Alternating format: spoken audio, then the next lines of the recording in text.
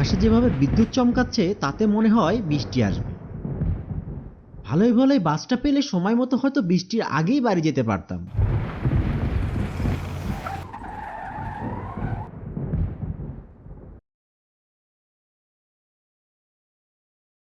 যাক, আজকে তবু একটা সিট পেয়েছি। প্রতিদিন যেভাবে যেতে হয়। বাসটা প্রায় খালি। হয়তো বৃষ্টি আসবে ভেবে কেউ বাসা থেকে বের হয়নি। যা ভেবেছিলাম তাই হলো, বৃষ্টি শুরু হয়ে গেল। এবার বাড়িতে হয়তো গা ভিজিয়ে যেতে হবে। গাড়িটা চলতে থাকলো। কিছুটা সামনে যেতেই রবিদার চায়ের দোকানটা চোখে পড়ল। কন্ট্রাক্টর সাহেব, আমাকে এই চায়ের দোকানটার সামনে নামিয়ে দিন।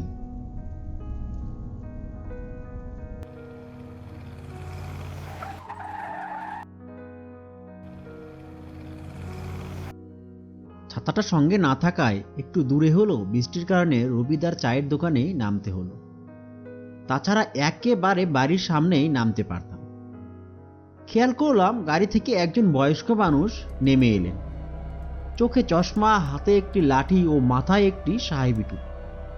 চায়ের দোকানের বেঞ্চিটা ফাঁকা থাকায় তিনি আমার পাশেই এসে বসলেন। রবিদা, একটা গরম গরম চা দিয়ে তো। এই বৃষ্টির মাঝে চা পান করতে অনেক ভালো লাগবে, তাও আবার যদি হয় তোমার হাতে চা। ডাক্তার সাহেব, কিছু মনে করবেন না, আমার দোকানটা আজকে বন্ধ করে ফেলেছি। বাড়িতে একটু তাড়া আছে। কাল আপনাকে বসিয়ে তৃপ্তি করে চা খাওয়াবো।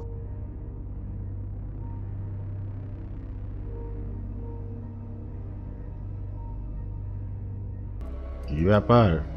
চা না পেয়ে মনটা খারাপ হয়ে গেল নাকি? না মানে বৃষ্টি পড়ছে আর একটু শীত শীত করছিল, তাই রবিদাকে বলছিলাম চা দিতে। প্রতিদিন প্রায় তার হাতের চা খাওয়াই হয়। একদম ঠিক বলেছেন। বৃষ্টিতে চা খেতে আমারও ভালো লাগতো। ঠিক বুঝলাম না, এখন কি আপনি চা খেতে পছন্দ করেন না? আসলে এখন চাইলেও আমি আর চা খেতে পারি না।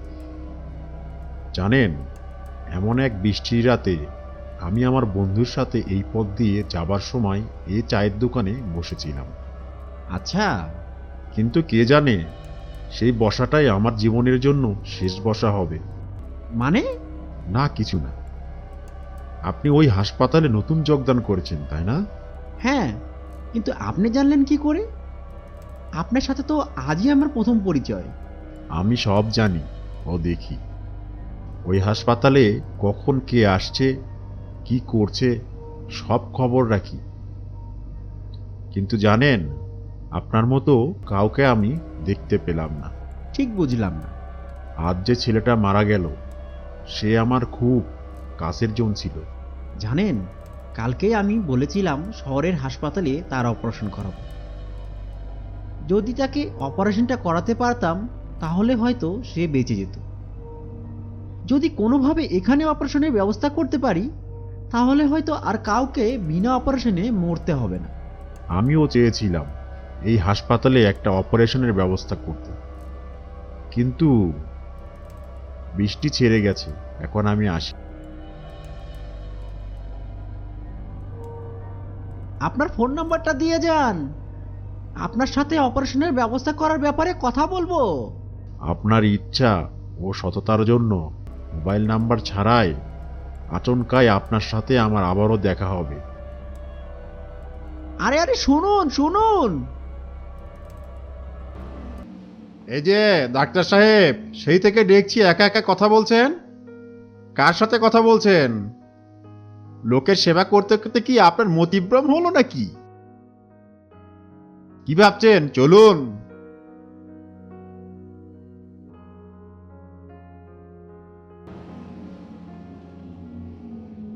মোটর বাইকে উঠে বসে পড়লাম।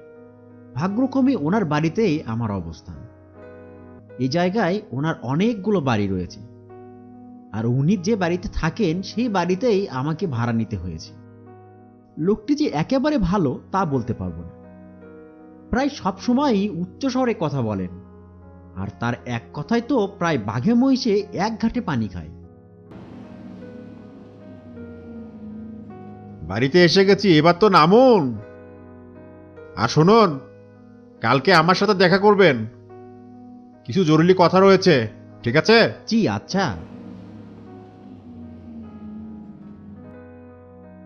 আচ্ছা, উনি যে বললেন আমি একা একা কথা বলছিলাম, কিন্তু আমি তো সেই ভদ্রলোকের সাথে কথা বলছিলাম। এর মানে উনি আমার সাথে মজা করলেন? উনি তো কখনো আমার সাথে মজা করেন না। না, কিচ্ছু মাথায় ঢুকছে না। এর উত্তর আমি দিয়ে দিচ্ছি। আপনি এখানে?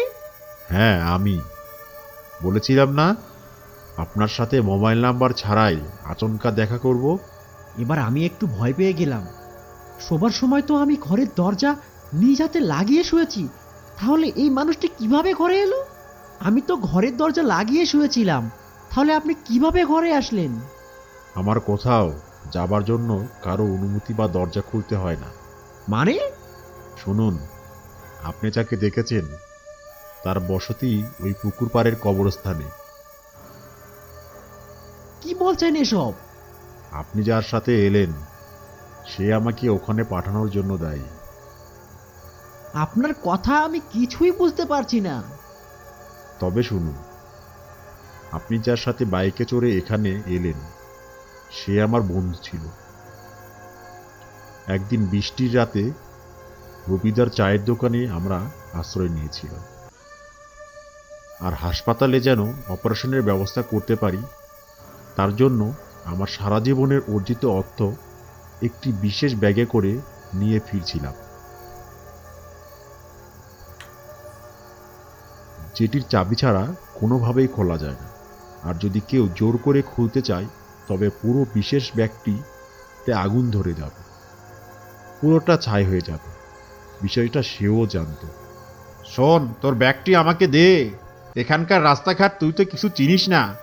হঠাৎ কেউ তোকে অ্যাটাক করে সব কিছু নিয়ে যাবে, তখন তোর স্বপ্ন আর পূরণ হবে না। এখানে তুই একমাত্র আমার ভরসা। ঠিক আছে, তোর কাছে ব্যাগটা রাখ। বৃষ্টি ছেড়ে গেছে, চল এবার বাড়ি যাই।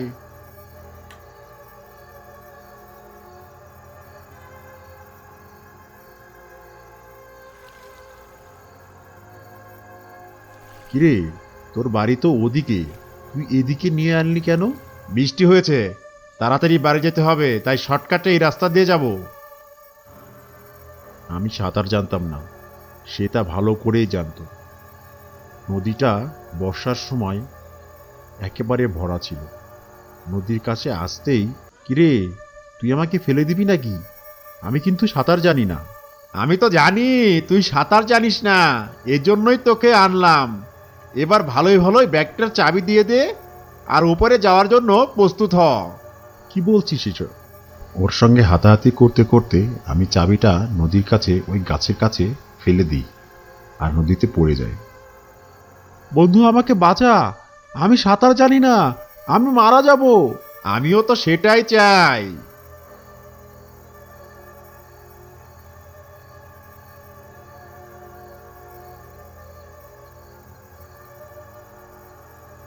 সে আমাকে সেখানে ফেলে চলে যায়। আর সবার কাছে ভালো সাজার জন্য সে সকালে আমার মরদেহটি উদ্ধার করে আর কাউকে কিছু বুঝতে না দিয়ে পুকুর পাড়ে কবর দিয়ে দেয়। সত্যি উনি এরকম করেছেন?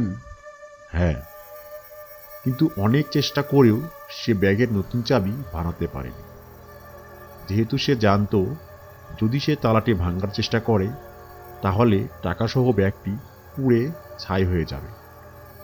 তাই এর চাবি বানানোর জন্য সকল তালা কোম্পানির সাথে সে যোগাযোগ করেছে। কাল সে ওই ব্যাগের কোম্পানির সাথে কথা বলবে। আমি চাই তুমি কাল ওর বাসায় যেয়ে ওকে হাতে নাতে পুলিশের হাতে ধরিয়ে দাও। আর এর চাবিটি নদীর পাড়ের গাছের কাছে আছে, সেটি উদ্ধার করে হাসপাতালে অপারেশনের ব্যবস্থার কাজটি এগিয়ে নিয়ে যাও। উনি এতটা খারাপ? আমি কালকে ওনার বাসায় যাব এবং আপনার অপূর্ণ ইচ্ছাটা পূরণের চেষ্টা করব।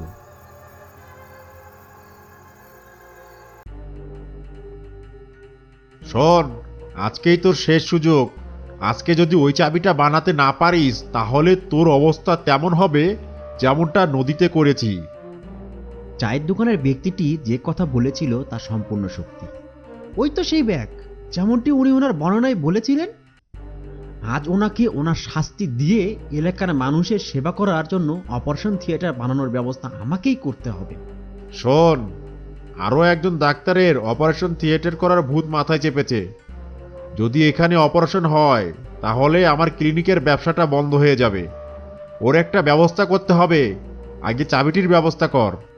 ওনার কথাগুলো শুনে মনে হচ্ছে উনি আমার কথাই বলছেন, কারণ আমি গতকাল অপারেশন থিয়েটার বানানোর বিষয়ে উপর মহলে কথা বলেছিলাম।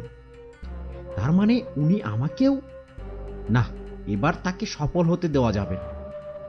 ওনার কথাগুলো তো আমার মোবাইলে রেকর্ড হয়েই আছে, আর আমার সাথে যে কথা হবে তাও রেকর্ড করে রাখবো। আঙ্কেল!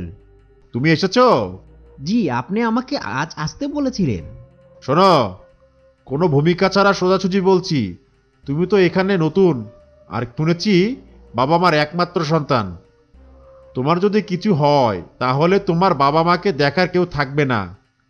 তাই আমি যা বলছি সেটা করো, তাতে আমারও লাভ, তোমারও লাভ। ঠিক বুঝলাম না, আপনি আসলে কি বোঝাতে চাইছেন? ভেবেছিলাম বুদ্ধিমান ছেলে, অল্প কথাতে বুঝে যাবে। কান খুলে শুনে রাখো, তোমার মাথায় যে হাসপাতালে অপারেশন করার কথা ঘুরছে তা মাথা থেকে মুছে ফেলো, আর আমার ক্লিনিকে জয়েন করো। তাতে তোমারও লাভ, আমারও লাভ। এখন তুমি যাও, আর কাল থেকে আমার ক্লিনিকে হাসপাতালের ডিউটির পর সময় দেবে, মনে থাকে যেন।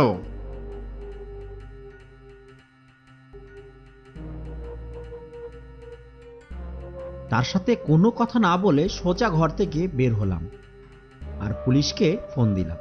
জি, আমরা আজ রাতে অ্যাকশন নিব। ওকে, আমি সকল প্রমাণ আপনাদের কাছে পাঠিয়ে দিচ্ছি।